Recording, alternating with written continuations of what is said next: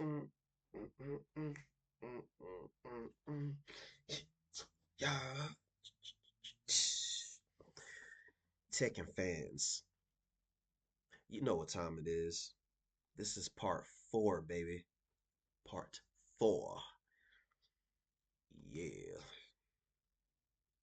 Part four. So yeah, this is gonna be. I'm gonna do one more after this one because the video is almost done. So it's gonna be one more part after this, and after that, this will be my final Tekken content.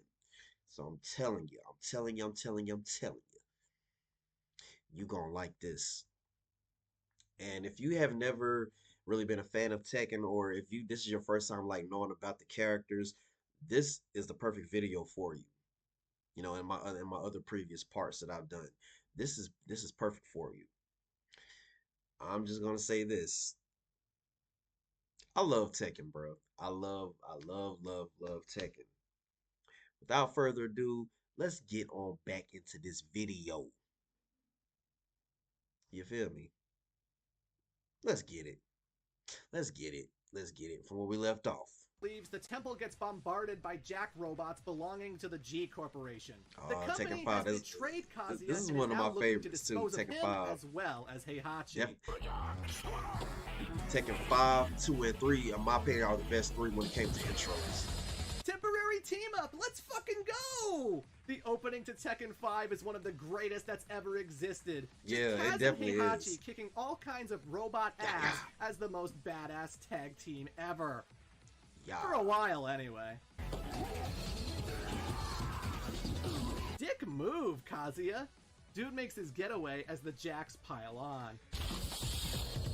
Nani? Then you got my boy Blade Raven. Heihachi Mishima is dead. Ninjutsu, baby. Ugh, that's so badass. But yeah, folks, Heihachi Mishima is dead. Super dead. Never coming back. Unless you immediately start playing as either Kazuya or Raven in this game. Because you'll be watching the cutscenes and, oh, never mind, there he is. Heihachi is playable in Tekken 5, so the whole getting killed thing is kinda meaningless. So like, the jacks blow up Hanmaru and Heihachi gets blasted from the site. Just launched across the entire forest, eventually landing in a grave in a nearby cemetery. He penetrates the dirt and just lies there, and lies there, and he was there lies for a while. there. And 2 months later, Heihachi finally wakes up. Bro, he was there for 2 months, knocked ready out. to bust some heads. The man is unkillable! The Like, guy you were was there for literally 2 months, buried under knocked dirt out. for months, and he didn't How, need to bro? eat food or anything. I think he might secretly be a Kryptonian. But yeah, interesting thing about Tekken 5. Dark According Resurrection. to Tekken 6, Heihachi only woke up after Tekken 5. His entire existence is non-canon because he was never there. Which is a shame, because he missed out on a family reunion. For you see, the Hanmaru Temple's explosion didn't just send Heihachi and Kazuya away, it also woke someone up. The dead man that was chained up in the basement, Jinpachi Mishima. Heihachi's dad is here, back from the dead. He's the one that I started alluded to the this tournament earlier, for but Tekken yes, 5. Heihachi killed his father and stole the Mishima Zaibatsu from him. But it wasn't a quick thing. He didn't just shoot him or throw him into a volcano. Instead, he chained him up in Hanmaru and made him lift a giant boulder until he eventually starved to death. Seems like an especially horrible way to die. That's messed up, man. Bad father, bad grandpa, terrible child. Good lord. Heihachi is just... So Jinpachi was dead until some thing took over his body and resurrected him. It's not the devil gene. It's just some evil force that's never really elaborated on. Yeah, seriously, beyond Lei Wulan's ending, no one talks about what's happened to him. Even the Tekken wiki pretty is just much like, how it's a demonic Unknown force of took over unknown Shin origins. Kazama. So, yeah. Even though that wasn't canon. The idea is that this demon force is slowly taking over his body, and when it gains full control, it's going to destroy the world. So, using his last ounce of humanity, Jinpachi takes control of the Mishima Zaibatsu. And 2 months later, he announces the King of Iron Fist Tournament 5. Because why call them... And see, that's crazy. I never really thought that Heihachi's whole existence was non-canon in Tekken 5. So basically, he his whole existence in Tekken 5 was just non-canon. He was just there non-canonically. Tekken 6 is when he, came back. He woke up after Tekken 5. Wow, I didn't know that. See, you learn something new every day. You learn something new every day. Military. Why kill yourself? Just get a bunch of martial artists to take you out. Dumb, dumb, dumb plot, but hey, that's the setup It for was a Tekken smart 5. plot, honestly. Once again, the prize is the Zaibatsu itself, which intrigues Jin Kazama, who is now suffering nightmares that trigger his devil gene. His alter ego is too dangerous, and Jin can't hold it off forever. He enters the tournament to find a solution. We got another batch of newbies to talk about, one of which you've already seen. Raven. There's not much to say about him. He's a special operatives agent working for a I'm pretty sure for those of you that I'm pretty sure it's obvious. Wesley Snipes basically he Raven is basically the video game version of Wesley Snipes' Blade. Is obvious. shadowy organization. He's entered the tournament to collect information. Nondescript, non-specific information. He is but one of many Ravens that all serve under one leader, the aptly named Master Raven. All you need to know about Raven is that he's so cool he can stand on top of a fighter jet while it's flying at full speed. Full speed. Hell, he can And upside stand down. underneath one. Those are some magnetic boots, man. Next up is Feng Wei, a Chinese Kempo fighter. And also for the I'm pretty sure y'all don't know this one, but Fang Wei is a video game version of Jet Li. He's inspired by Jet Li. So you got Martial Law, who's inspired by Bruce Lee, Lei Wulong inspired by Jackie Chan, Fang Wei inspired by Jet Li, Raven inspired by Wesley Snipes' Blade. Oh, also I forgot to mention Craig Marduk, he's an inspiration of from Bill Goldberg, the former WCW champion, the Hall of Famer for the WWE. King, he's an inspiration of some luchador wrestler. I forgot his name. And oh yeah, Eddie Gordo, he's an inspiration of Lateef Crowder, capoeira, martial artist, and he's an actor. So yeah, a lot of these characters are based off of somebody. If I'm not mistaken, Forrest Law is an inspiration off of Brandon Lee, Bruce Lee's son. And I think that Leroy Smith, he's an inspiration off of of course, the Master Yip Man. Who wants to be the strongest man in the world. After getting into fights outside of his training, he gets scolded by his master. Naturally, Feng took that as an insult and murdered the man. He then spends his time seeking out a scroll known as the Secrets Feng of Wei is a God problem. Fist, something he believes will give him ultimate power. He attacks every dojo he comes across looking for the thing until it becomes clear that it's in the clutches of the Mishima Zaibatsu. He enters the tournament to retrieve it. But his dojo attacks spur another competitor, and her name is Asuka Kazama. I want to Yes, repeat we that. heard that. Asuka Kazama. This girl is a distant relative of Jun Kazama and the cousin of Jin Kazama. I have wonder no idea who her how father big is the too, Kazama Joe. family is, but it's clearly I far. want a big backstory on the Kazama bloodline. Not the Mishima, but the Kazama bloodline. I don't know nothing on the Kazama bloodline. From gone. After Feng Wei attacks her family's dojo, the girl rushes into the tournament to get revenge. She left her apparently doesn't father know up. that Jin is related to her, so I guess Jun didn't talk with the rest of her family. Next up is Lily de Rochefort, the daughter of a wealthy oil tycoon. I did not like One Lily. day she got abducted by criminals who wanted to ransom her for money. But Lily didn't go without a fight, and she managed to beat the crap out of her captor. The thrill of combat was intoxicating, so from that point onwards, she spent her time learning martial arts in secret so as not to upset her troubled father. And also, Lily is the girlfriend of Huarang. What a coincidence. One day she gets into a fight and defeats Forrest Law.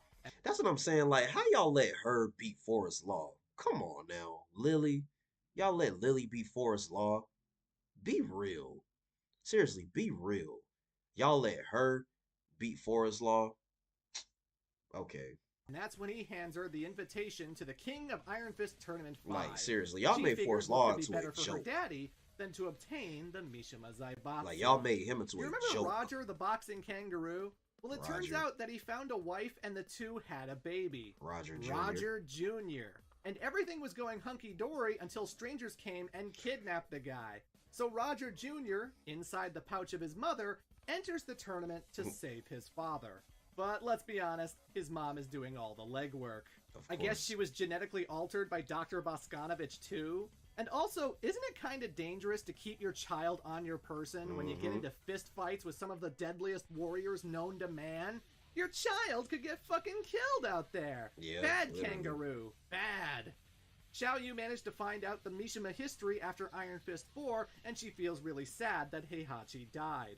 If only he hadn't thrown his son into a ravine. And then all of a sudden, she meets a scientist who knows how to build a time machine. What? Who is this guy? How did Xiao Yu find him? Where the fuck do you learn to build something like that? Don't worry, Tekken doesn't get so crazy that characters travel back in time. Facts. At least, not yet. King may have been satisfied with defeating Marduk, Craig but the Marduk, guy was see? undefeated Go and he Bill doesn't take Goldberg. his loss very well. The dude literally steals the late Armor King's Jaguar mask and demands a rematch. So disrespectful. King can't let this disrespect stand, so he accepts the challenge. Remember So how Dr. disrespectful. Bosconovich was going to save Brian Fury? Well, he does. He gives the guy a perpetual generator, and now he can live a long life again. Brian thanks the doctor by going apeshit and destroying the Manji clan's killing them. laboratory. He kills tons of people in the process, forcing Yoshimitsu to chase him into the tournament for retribution. After Lei Wulon disbanded the syndicate, Nina found herself out of a job. Lost, she decides to confide in the woman who claims to be her sister. She calls up Anna for a meeting, but as soon as she sees her again, the memories come flooding back. Nina remembers And they literally everything, fought each other for including 2 how the Zaibatsu days. defeated her. Instantly, Nina starts trying to kill Anna, and the two battle for literal days. That's a lot of stamina. Like, literally. Eventually, the two get exhausted and agree to settle things at the tournament. That bitch. After Christie's grandfather finally gets out from prison, she and Eddie find that he's incredibly sick. It's after talking to a doctor that it's discovered he's terminally ill. Lacking the money needed to save his life, the only hope these two have is to win the tournament. After Kazuya was defeated during Iron Fist 2, Ganryu retired from sumo wrestling. But he still liked to keep track of Zaibatsu like 56 events, years and that's old. how he comes across Julia Chang. Reminder, this guy was madly in love with Michelle, and now he's become infatuated with her daughter at the ripe old age of 55. Since Julia's still seeking 55. G I thought it was Corporation's 56. reforestation data, He's still old. Ganryu figures retrieving it himself would be the key to winning her heart. But he's not the oldest competitor returning, because Jinpachi sent his best friend Wang Jinrei a Wang letter Jinrei. inviting him to compete as well. And let's see, at this point in the story, Wang would be 105 years old? The dude was 82 back in Tekken 1? Good God. His bones must be as stable Bruh. as graham crackers at this For point. real. But hey, maybe That's a he'll strong old surprise man. me. And on that note, let's talk about the tournament. So first up, Jin Kazama defeats Wang Jinrei. Okay, never mind. This is arguably disappointing because the thing we know most about Wang's backstory is that he was best friends with Jinpachi Mishima. The two have an incredibly close bond. If anyone deserved to take him down, it was Jinrei. But according to Tekken 6, he didn't even get to see the guy. Canon can often be anticlimactic. Yeah. King and Marduk battle for the second time in a row, King and beat once him again, again. King emerges victorious. Although this outcome changes things forever. Like an echo of the past, Marduk realizes that King is the real deal, and rather than course. hold a grudge, he chooses to be his ally. King and Marduk become best friends and also a formidable tag team. All that bad blood gone forever. Nina faces off with Anna and gains the victory. That didn't She satisfy me always at beat all. Anna. I refuse to kill you. You Paul Phoenix enters the tournament with new determination after losing to Kuma. And of course, because someone fucking hates Paul, he finds himself battling Kuma yet again. This time, Paul squeaks out a victory, but I'm he so is tired so of seeing him. exhausted from the encounter that he bows out of the tournament. Yoshimitsu clashes with Brian Fury and scores the win. Afterwards, the cyborg makes his escape, living to fight another day. Asuka meets with Lily for the first time and defeats her. But this would be the worst mistake of her life because she's made a lifetime rival for doing so. Lily forever obsessed with wanting to one-up the young Kazama. And that's all I got to say about Asuka because the girl never ends up crossing paths with Feng Wei, the guy she wanted to fight. She also never interacts with her cousin Jin, thus wasting a lot of potential the character could have Feng Wei would have destroyed that girl. Since Feng doesn't win the tournament, eventually he just breaks into the Mishima Zaibatsu's vault and steals the scroll he was looking for. Who beat Feng Wei in the tournament? And instead of gaining ultimate power, he instead finds words of wisdom. He who destroys all other fighting styles and makes them his own shall become a warrior superior to all men. Well, golly, thanks for that enlightenment. That's the equivalent of saying, if you want to master something, you should practice at it until you get good. Riveting. Feng takes this advice, and his story hasn't budged since. Jin faces off with his rival Hwoarang, who was recently reunited with his master Beck after he finally woke up from his coma. And taking the new advice that Beck put onto him, Hwoarang gives it his all in the fight, and he actually wins. My thing is this, okay. If he beat Jin, how Jin win the whole tournament and claim victory of the Mishima Zaibatsu? That's why I never understood some of these stories. I'm like,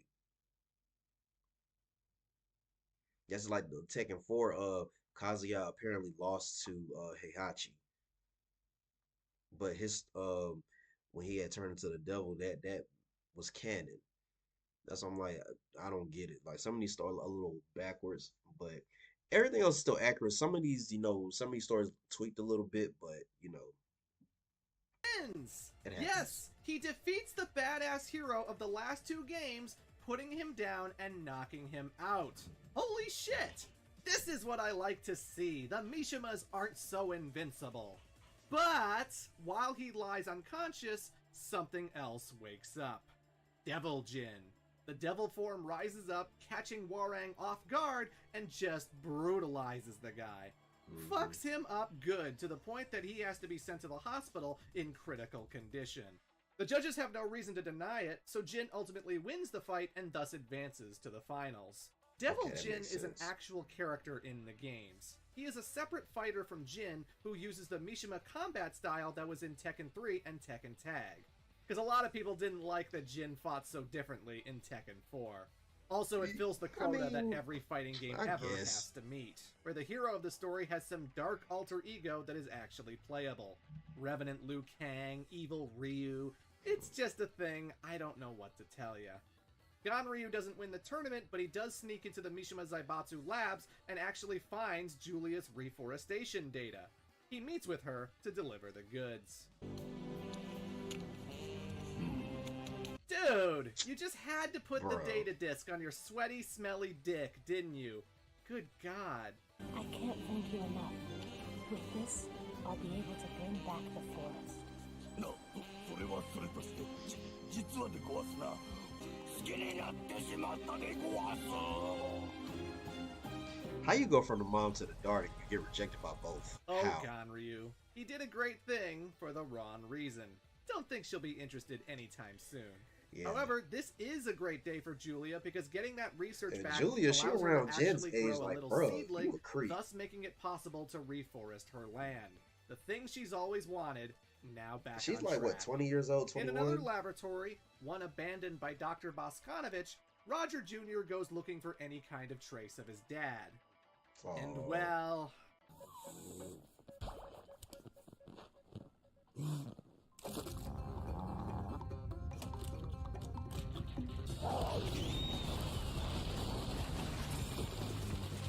This is pure comedy right here. Yeah, Roger is a terrible father and husband. He wasn't abducted at all, just enjoying a life of luxury and cheating on his wife. He's been smooching all kinds of lady kangaroos while his family was struggling financially. What a dick! What I find amusing about all this is that Roger Jr. ends up running into Alex, Roger's dinosaur rival. After kicking his ass in a very comical way, he brings the guy into his home where Alex hits it off with Roger's wife. The dinosaur is now a beloved father figure within the kangaroo family. All while Roger realizes what a terrible mistake he's made. Aww. The fact that this goofy shit is canon warms my cold, dead heart. Rip. What else happens? Well, Kazuya does participate in the tournament, but he doesn't seem to stick around for long. Eventually, he runs into one of his old bodyguards, the returning Bruce Irvin, who's alive and well. And then the two just leave. Kazuya may have lost to Jin, but they never say that's what's happened. And even in Jin's story mode, there's never a mandatory battle between the two. The only thing Tekken 6 and 7 likes to say is that Kazuya eventually gets revenge on the corporate bigwigs. There is more to it than that, but first, I gotta cover the finale. Jin Kazama is once again unstoppable, and he comes face to face with the great-grandfather he's never met before. And the old man isn't just a master martial artist, he's also grown a goddamn demon mouth on his stomach that shoots unblockable fireballs. On this stage. I used to hate fighting Jinpachi. Especially when especially when you get close to him and he start blasting, that blast from his belly. Like, I used to get so mad. I'm like, bruh. And then it's like when he gets close to you and hits you and his life goes down and your life goes like, bro, I used to hate fighting against Jinpachi. Like, he used to get on my nerves. In the middle of a whirlwind tornado, Jin battles his great-granddad with everything he's got. And once again, the young Kazama ekes out a victory, destroying Jinpachi for good.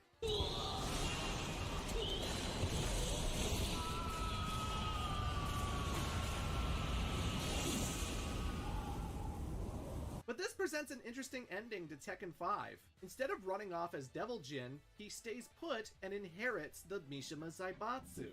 All those Yakuza, the Tekken Force, the entire conglomerate, it all belongs to the most noble and heroic member of the Mishima family.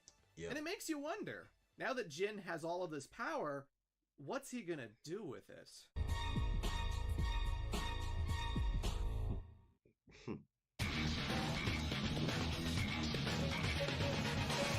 Tekken 6.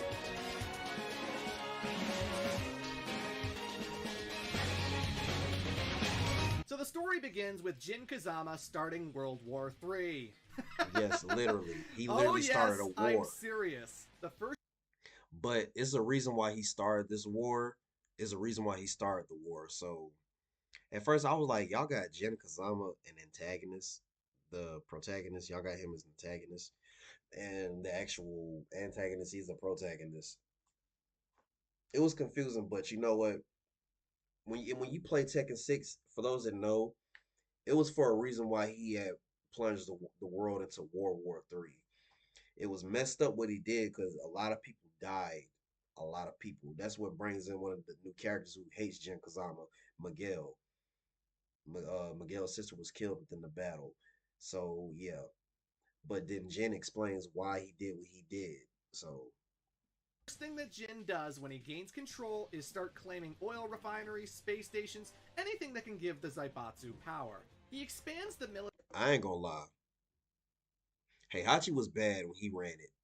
Kazuya was bad, was worse than Heihachi, but Jin was worse than both Kazuya and Heihachi. And sends the Tekken Force to every corner of the planet just to tear shit up and conquer everything. And there doesn't seem to be any rhyme or reason to it. He just attacks civilians because he can. The Mishima Zaibatsu is so strong and has so much power that they somehow managed to conquer the United Nations. I'm no geopolitical expert, but that sounds fucking impossible. The governments of the world all just sit there, impotent to combat this threat. But one giant organization is leading the charge, forming the biggest resistance to the Zaibatsu's evil. And that organization is G Corporation. See, after killing all of the executives that betrayed him, Kazuya became the new CEO of the company. And I thought it was just a small biotech firm, but apparently it's expanded quite a bit. Now G Corp has its own private military with thousands of soldiers and tanks. With Bruce Irvin as like head of his militia, because years ago Bruce Irvin in like the early Tekken 2, he was actually a part of Kazuya's militia, but he left it after Kazuya, supposedly died. So, and then, Anna Williams, she joins the fight because, because Nina was Jin's right hand in the Mishima Jaibatsu along with Eddie Gordo. It's the face of multimedia entertainment, sponsoring such J-pop idols as Lucky Chloe. I do Who, not of care for course, Lucky Chloe is at a all. martial artist and playable character. The G Corporation is using its mad science to Gigas. create super soldiers in the form of roided out Hulk men who scream like fucking monsters. And even if they didn't have those, they still have the Jack units because Jane is developing them for the company. And why not? They're the only ones taking the fight to that evil dictator, Jin Kazama. Seriously, as far as the public Jin is Kazama concerned, was a dictator on Kazuya this is nothing but a saint, a hero who's trying to save the world. Until Tekken 7. If they only knew. Kazuya's offered a substantial bounty to anyone who can bring him Jin Kazama's head. And as a response to this, the Zaibatsu leader decides to announce the King of Iron Fist Tournament 6. Which I'm not really sure if now's the time for martial artists to be competing in tests of strength. Right. But I gotta take a second to acknowledge how the narrative changed from this point onwards. It's the first high-definition Tekken game, the first one to have online play. And it's also the first one to have a proper story mode. Yeah. Previously, these games have only been experienced one character at a time, fighting 8 or 9 matches and taking any cutscene you can get. But Tekken 6 has a full-blown scenario campaign that focuses on 2 new characters, Lars Alexanderson. And for those of you that know, one of the stages on Tekken 6, the scenario, Nightmare Train is the worst one. I hate it. I hate it. I hate it. Fighting on Nightmare Train. That's where all those devils went, and then you fight Devil Jin. I hated that scene, and it was so difficult. Like I really could not stand that stage. Like I really couldn't stand that stage. It was so difficult to do. It was memories. Not so good ones at this one. And Alyssa Boskanovich. The story follows them the entire way through as you battle in over 38 stages, each filled with dozens of goons and special bosses. It's completely canon, its events referenced in Tekken 7. Which is fine, but the King of Iron Fist Tournament 6 goes completely ignored. It Characters does. don't talk like they're preparing for it, they don't talk like it just happened. Lars and Alyssa never enter any competition. Right. They just headed to skirmishes against the Zaibatsu and G-Corp. The side characters only seeming to be there so that you have a boss to fight. And when we get to Tekken 7, instead of having prologues that advance each fighter's This Tekken story, was a little weird, the player is only but I briefed still on liked one it. particular fight that the character finds themselves in. Unless you're a DLC character, in which case you don't even get that. Tekken 6 and 7 are far more interested in what's going on with the war and the Mishimas. I don't have any tournament details anymore because there aren't any. So yeah. Lars Alexanderson used to be the head of the Tekken Force. Apparently the dude's always been there behind the scenes, we just never got acquainted with him. Yeah. But when Jin Kazama Never starts seen him. using the Zaibatsu to destroy the world, Lars takes a step back and asks himself, wait a minute, are we the baddies? And so Why he you say breaks it like off, that, managing man? to take over 50% of the Tekken Force with him. God damn! These turncoat Tekkens would wear new flags and call themselves Yggdrasil. It's at this point that Eddie Gordo approaches Jin for help regarding his capoeira master. See, he didn't win the last tournament, which means he still doesn't have the money to pay for his medical bills. Jin agrees to help, but only if Eddie fills the vacant spot left behind by Lars. And so Eddie Gordo becomes the leader of the Tekken Force, participating in a war he wanted nothing to do with. He shares an advisory role with Nina Williams, who acts as Jin Kazama's second-in-command. In fact, Nina joining the Zaibatsu encourages her sister Anna to join G Corporation along with Bruce Irvin. Quite the stables we got here. Anyway, the plot really kicks off when Yggdrasil goes on a mission to take over one of the Zaibatsu's laboratories. Lars leads his squad inside, kicking all kinds of ass, when eventually they come across a control room with some kind of cryo chamber. 資料にあったボスコノビッチの娘に似ているが博士の娘はすでに死亡していたはずです Yeah, do you remember that plot point from Tekken 3? Of course you don't.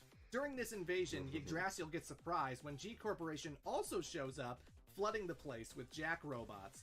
There's a scuffle and an explosion which knocks Lars out and conveniently gives him amnesia. It's at this point that he accidentally opens the cryo chamber, unleashing Alyssa Boskanovich, who is equipped with jet boosters, chainsaw arms, and also has the ability to take off her own head and use it as an explosive. I really did not. She has an infinite supply of heads thanks to nanomachines. This character is so anime and over the top that even for some Tekken fans, it was too much. Oh, I can handle the Devil Gene. I can handle bears who know Kung Fu. But kawaii anime robot girls who tear shit up with chainsaws? You've gone too far, Tekken. I'm more shocked about what kind of guy Dr. Boskanovich is. The old man lost his daughter to disease and then completely recreated her as a fighting robot. That's really weird, man. Also strange, Dr. Boskanovich never appears in either Tekken 6 or Tekken 7. His robo-daughter plays such a significant role in the story, and he just goes bye-bye. Where is he? I don't think he's dead. He shows up for the tag games trying to analyze male pattern baldness on the Mishimas. No, really. Which apparently is negated by the Devil Gene. No, really. But he himself is just gone now. The way that stories are told in Tekken is just so bizarre sometimes. Anyway, Lars and Alyssa escape the base, and since they both don't know what's going on, they decide to go on a journey for answers.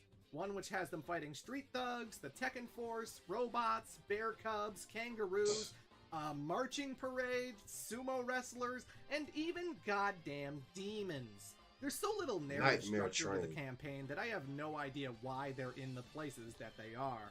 What good is finding Armor King gonna do? Oh yeah, Armor King's alive. Armor King, that's the second one too. See, after King and Marduk made up and became friends, someone ambushed the Valetudo fighter in the locker room.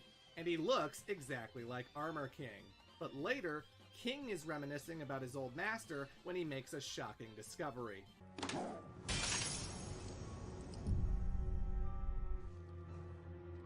My eye is watering. People, sorry. I'm sorry, but that Jaguar mask makes everything funny. Turns out this new Armor King is the brother of the old one. Why the hell did he hide that? Armor King didn't think it was worth mentioning that he was in a tag team with his brother? Whatever. Armor King 2 wants revenge on Marduk, and King is caught in the middle. Anyway, eventually Lars ends up running into Togu, one of his comrades in Yggdrasil. Hearing that the guy has amnesia, he tells him that beforehand he was looking forward to meeting Heihachi Mishima, and perhaps seeking him out will jog his memory. Worth mentioning that Lars is a pretty chill guy. He values his squad, he knows how to joke around. The guy isn't an edgelord nor a colossal douchebag. Just keep that in mind as we get to the twist. Lars and Alyssa do indeed seek out Heihachi, who this whole entire time has been chilling in his estate. After a failed assassination attempt by the Tekken Force, he's just been plotting and scheming over how to get the Zaibatsu back. Upon seeing Heihachi, something triggers in Lars's head. His memory comes back completely, reminding him of his true heritage. Yep. この血を引く以上、お前のように衰えていくことは避けられないということか。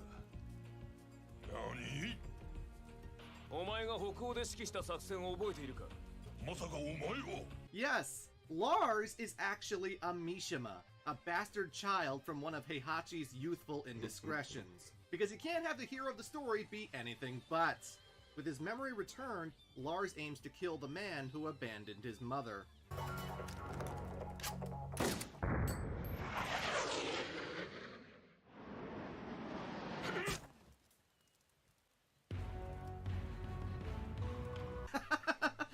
Once again, unkillable. Lars basically goes, alright, fuck it, I got more important things to do. His new goal for the game is to take down Jin Kazama and end the war. This involves breaking into the Zaibatsu headquarters, taking down the Tekken Force, Eddie Gordo, Nina Williams, even a giant demon robot named Nancy. Yes, Nancy. And of all the times I've gone through Tekken 6's arcade mode, I have never beaten this damn thing. It kicks you to the next match as soon as you lose, so it takes forever just to retry. Screw you, Nancy. But eventually Lars ends up riding the elevator into Jin's throne room, where the guy has commissioned a comically evil statue of his devil gauntlet clutching the world. Just a tad on the nose. Before Lars can take this guy out though, Jin activates his secret weapon. アリサ限定モード解除 Listen. アリサどうした Finding her in a Mishima laboratory was no coincidence. Dr. Boskanovich created her to serve as Jin's bodyguard. And because he's the head honcho, she has to obey anything he commands. No, Alyssa, please! This isn't you! Think of all the good times we had! Why are you talking like that, bro? Anyway, Jin makes his escape and heads to Egypt, to a special ruin that was hidden away by magic until the Zaibatsu started destroying the world. This place houses a very nasty creature known as Azazel, the Rectifier. And apparently it's waking up, creating volcanoes and shit in the Middle East. Lars is joined by Raven and proceeds deep inside, where he encounters the G Corporation as well. He and Kazuya have a scuffle. まさかと思ったが貴様三島の血を Oh yeah, apparently all the electricity that flies off of Heihachi and Kazuya, that's a Mishima bloodline thing. I guess they descended from the thunder god Raiden. Lars reaches the center of the ruins and comes face to face with Azazel, a giant Anubis monster and by far the cheapest fucking boss in any Tekken game ever. I swear, even on easy mode, this asshole is ridiculously cheap. Bruh, I hate him with the fury of 1,000 suns. Luckily in Scenario Campaign, you have buffed stats, and you can sneak behind him while he's distracted by Raven. Double teaming this prick is so damn satisfying. Lars defeats the creature, but he still has one target left, Jin Kazama. But not before being forced to battle his former friend. 短い間でしたが、あなたとの旅が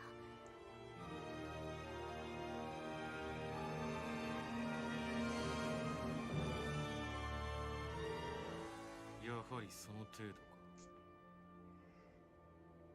かなんだと所詮ガラクタでしかなかったということだ Oh, you motherfucker.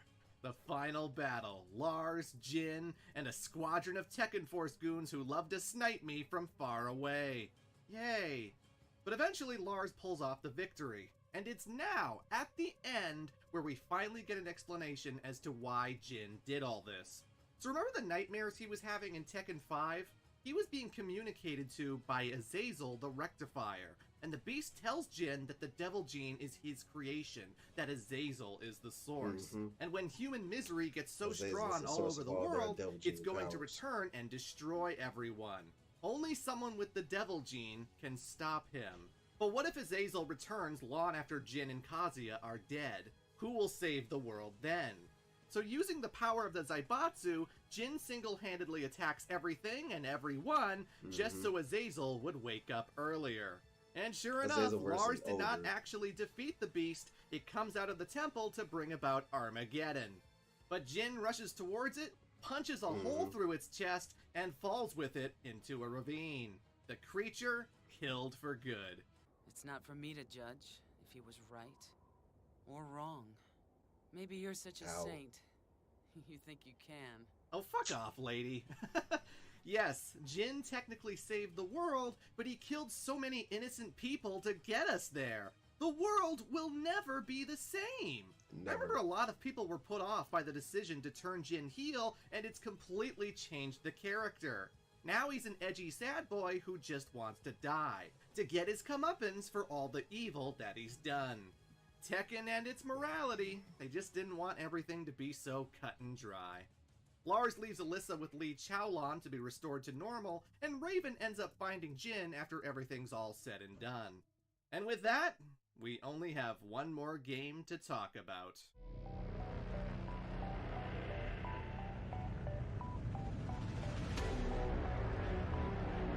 So as of August 2022, this is the newest game in the series. It has a 2-hour-long story mode that aims to explain a pressing question that many fans have had for years. Who was Heihachi's wife? Who was Kazuya's mother? Believe it or not, the identity of this character was hinted at ages ago in Tekken 2, because in the dojo stage, you can find an engraved marking pairing up the names of Heihachi and Kazumi. This is something that's actually existed since 1996. But Tekken is a very secretive and mysterious franchise, so it was left alone until now.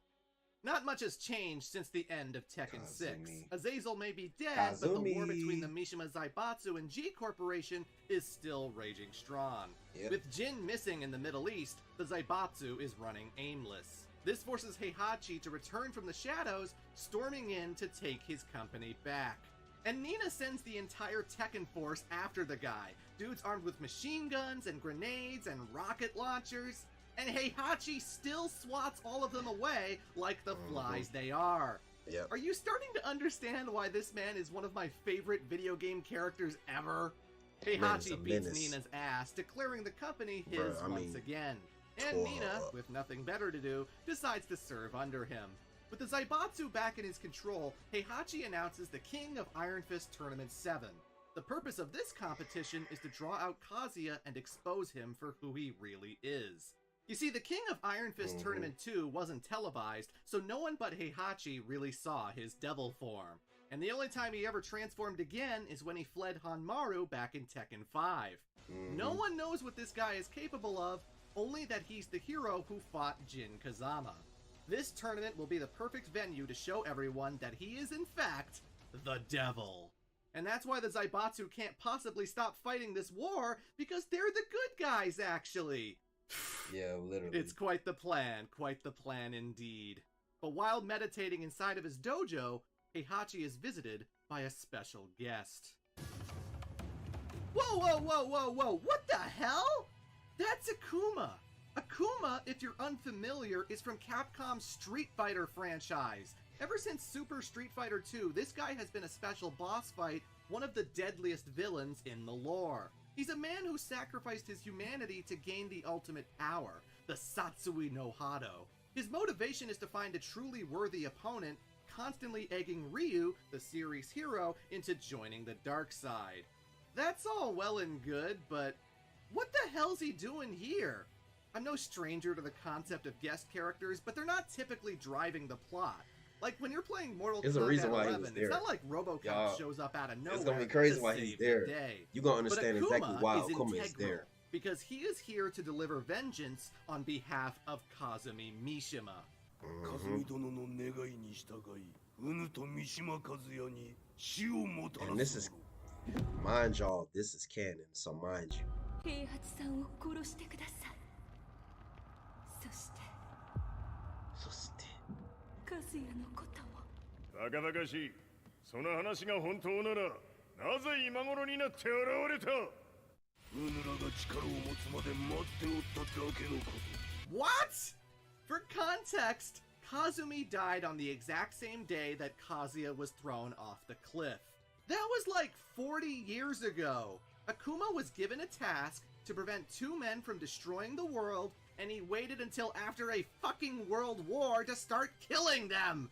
Nothing about Tekken makes any goddamn sense. So the two battle each other, and because Capcom has really tight protection on their character, Akuma of course defeats Heihachi. 一瞬戦撃 Then he goes on to fight Kazuya. But to be fair, Tekken's very protective too, because right after delivering the Raging Demon, Akuma buries Heihachi's body, plants him in the ground, leaving to go after Kazuya next. But Heihachi isn't dead. Rise from your grave. This is getting comical now. The Raging Demon is supposed to be pretty strong. It is canon in the Street Fighter games that M. Bison was killed by this very move, his soul needing to transfer to another body that he had prepared. Oh yeah, Street Fighter's pretty weird too, but still, Heihachi survived all of that. Unkillable. But for some reason, Heihachi wants the world to think he's dead, so the Zaibatsu does just that. They cancel the King of Iron Fist Tournament 7. But why? Instead, the new plan is to wait for Kazuya and Akuma to battle, and when they do, Kaz will have no choice but to turn devil form in order to survive. And the Zaibatsu will be there with drones to take pictures, exposing him to the world. And that's basically what happens. But also, Heihachi decides to kill them both by utilizing Dr. Abel's space cannon. You remember, the thing that took out Jack 2 is still up there, and it's in the possession of Heihachi. He fires the thing destroying the G Corporation's Millennium Tower. Why did no one think to do that before? And of course, Kazuya is still alive. The world turns on him. Heihachi sends the devil pictures to the media, and everyone is so shocked and horrified to learn that the world's savior is actually Satan. So Kazuya gets revenge by firing his big fuck-off devil laser into outer space, destroying Dr. Abel's space cannon. And this causes satellite debris to crash into a major city, which turns the public back against the Zaibatsu. I'm not kidding. Apparently the public is under the impression that the Zaibatsu did it on purpose. Why would they do that? The atrociousness of the fighting was inconceivable to the average person, and they soon forgot about Kazuya transforming into a devil. Because apparently that's something you forget. Anyway, one thing Tekken 7 does different from the other games is tell its story through the eyes of a journalist. One who's covering the Mishima family, looking for information on how this whole war started. He approaches Heihachi asking for an interview, and surprisingly, he accepts. See, this is Heihachi's last stand. With the reputation of the Mishima Zaibatsu all but ruined, he challenges his son to one last fight. Winner take all, there can be only one. So, in case he doesn't come back, Heihachi decides to get his story out there, revealing the truth of his wife's death. He was married to Kazumi Hachicho, a fellow martial artist that Heihachi loved very much. The Hachijo clan. That is until she started to show symptoms of a split personality. And this alter ego reveals that she married into the Mishima family purely to kill Heihachi before he eventually becomes a threat to the world. The Hachijo family has been forever cursed with the devil gene, exacting vengeance on whomever they please. So the Hachijo family started fight, but again, the devil gene in their blood. The Hachijo family, not the Mishima. It was the Hachijo family. And Heihachi is just Kazumi, too damn powerful. Kazuya's mother. This low-key was sad. You are not my Kazuya.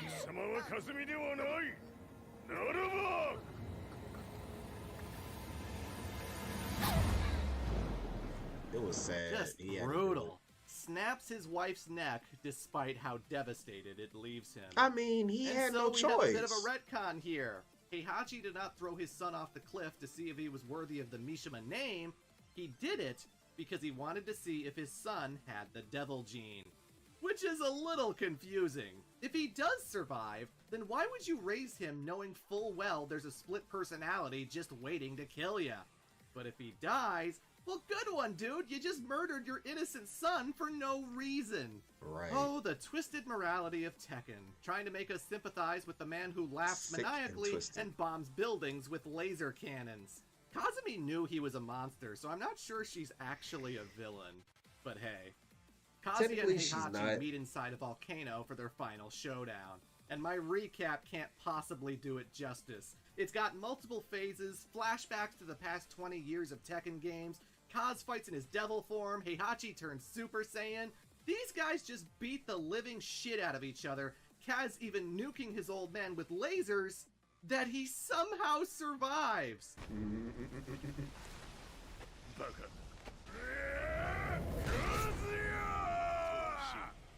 This fight was Heihachi strikes Kazuya so hard that the guy reverts back to his human form.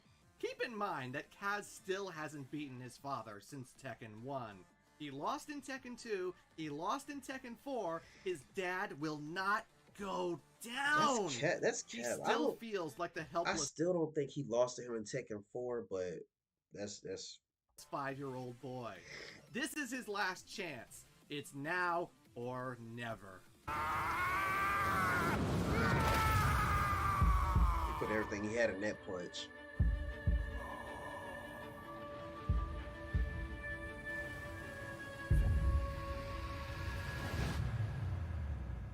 He put everything he had into that punch. And he does it.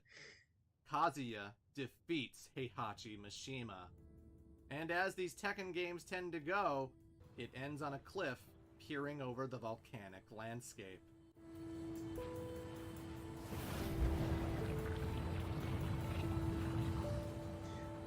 I wonder, is that the same volcano that he threw Kazuya off on Tekken 2? I wonder if that's the same place. Interesting.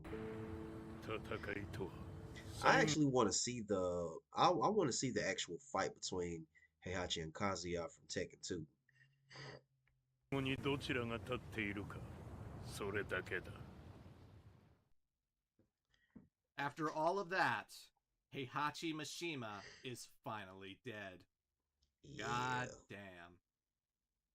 So where does this leave the story of Tekken? Well, one thing I glossed over is that Lars ends up finding Jin in the Middle East and brings him to Li Chaolan for protection. He spends the entire game unconscious until the very end. Pretty much, yeah. That's when Tekken 8 is born.